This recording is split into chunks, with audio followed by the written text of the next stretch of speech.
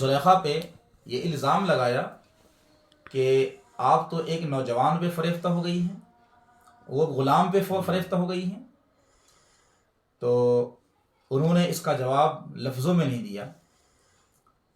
قرآن میں قال نسوة فی المدینہ امرأة العزیز تراود فتاها عن نفسی قد شغفها حبا انا لنراها فی ضلال مبین.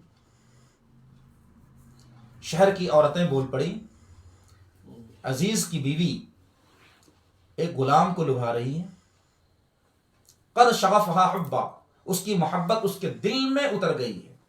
شغاف بولتے ہیں قلب کے اندر جو سوراخ ہو جائے محبت سے، اس کو شغاف بولتے ہیں، شغف بولتے ہیں.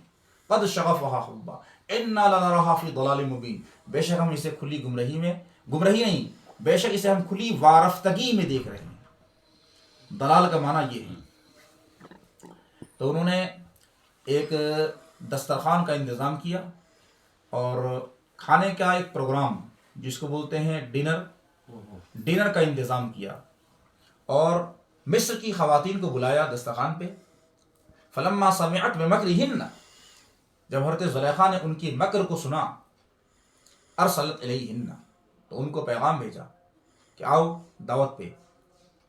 واعتدت لہن متکا، اور ان کے لیے گاؤ تکیے کا انتظام کیا کہ ٹیک لگا کے بیٹھ جائیں. اور اس کے بعد حضرت یوسف علیہ السلام کے پاس آئی، سب کے ہاتھ میں انہوں نے وَآتَتْ كُلَّ وَاحِدَةٍ مِّنْهُنَّ سِكِّينًا، چھریاں دے دی، ہر عورت کے ہاتھ میں ایک چھری دے دی.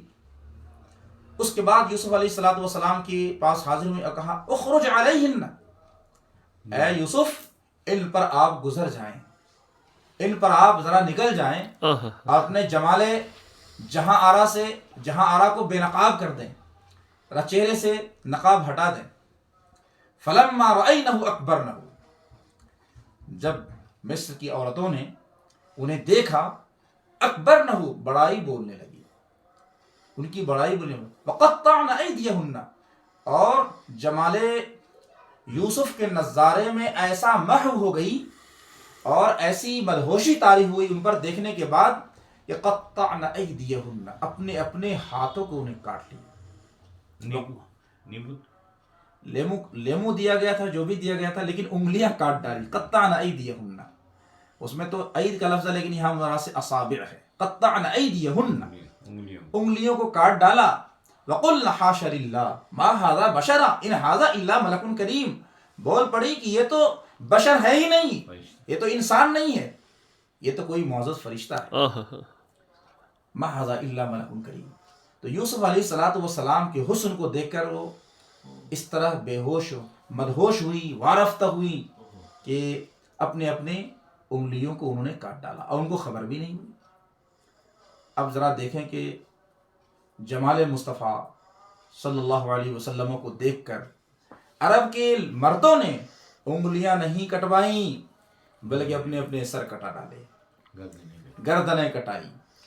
حسن یوسف پہ کٹی مصر میں انگشتے زنا، سر کٹاتے ہیں تیرے نام پہ مردان عرب. اب اس سے سمجھ میں دل و دماغ میں خیال آتا ہوگا کہ یوسف علیہ السلام کا حسن اتنا زیادہ ہے کہ عورتوں نے انگلیاں کاٹ ڈالی، تو پھر میرے آقا صلی اللہ علیہ وسلم کا حسن کیسا ہوگا، ان کا حسن کیسا ہوگا. تو ان کا حسن ایسا تھا کہ لوگوں نے انگلیاں نہیں اپنی اپنی گردنوں میں کٹوا دیا. وہاں کٹی یہاں کاٹا. ہاں، تقابل ہے اس شعر کے اندر، صنعت مقابلہ کا استعمال کیا ہے امام اہل سنت نے. وہاں حسن یوسف ہے اور یہاں حضور صلی اللہ علیہ وسلم کا نام ہے، حسن ہے. وہاں عرب کی، وہاں مصر کی سرزمین ہے اور یہاں عرب کی سرزمین ہے. حسن یوسف پہ کٹی مصر میں، مصر کی سرزمین یہ پھلوں کی سرزمین ہے، پھولوں کی سرزمین ہے، اور زمینوں کے اثرات انسان کی طبیعتوں پہ پڑتے ہیں. جو زمین نرم ہوتی ہے وہاں کی طبیعتیں بھی نرم ہوتی ہیں، جو زمین سخت ہوتی ہے وہاں کے لوگوں کی طبیعت بھی سخت ہوتی ہے. جیسے راجستھان کی زمین یہ آسان زمین نہیں ہے، یہ پتھریلی زمین ہے، تو یقینی طور پر یہاں کی طبیعتیں بھی سخت ہوں گی دوسری جگہوں کی بنسبت. اور اس کو خواجہ پاک نے نرم فرمایا، اس کو سمجھیے موم فرمایا. یہ کوئی آسان کام نہیں. واہ واہ واہ، سبحان اللہ. تو وہاں مصر کی سرزمین اور یہاں عرب کی سرزمین، وہاں حسن ہے اور یہاں نام ہے، وہاں عورتیں ہیں یہاں مرد ہیں، عورتیں نازک مزاج ہوتی ہیں اور یہ مرد سخت دل ہوتے ہیں۔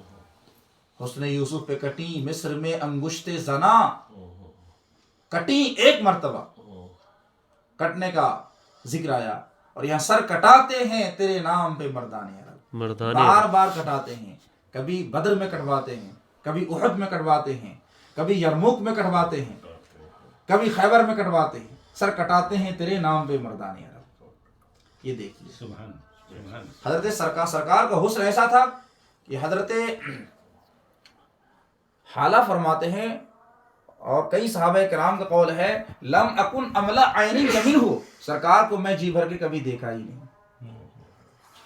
اور ایک صحابی فرماتے ہیں کہ میں جب بھی سرکار کو دیکھتا تھا تو اپنے آنکھوں پہ اپنا ہاتھ ڈال دیتا، اس لیے کہ میری آنکھوں میں وہ تاب نہیں کہ سرکار کو دیکھ سکوں، خوفا من ذہاب بصری، مجھے اندیشہ تھا کہیں میری بینائی نہ چلی جائے۔ تو قرآن نے اس کو بیان فرمایا ہے۔ اللہ تبارک و تعالی ہمیں ان واقعات سے عبرت لینے کی توفیق عطا فرمائے۔ اللہم آمین آمین آمین۔ حضور دعا فرما دیں۔ اللہم صلی وسلم علی سیدنا مولانا محمد معدن الکرم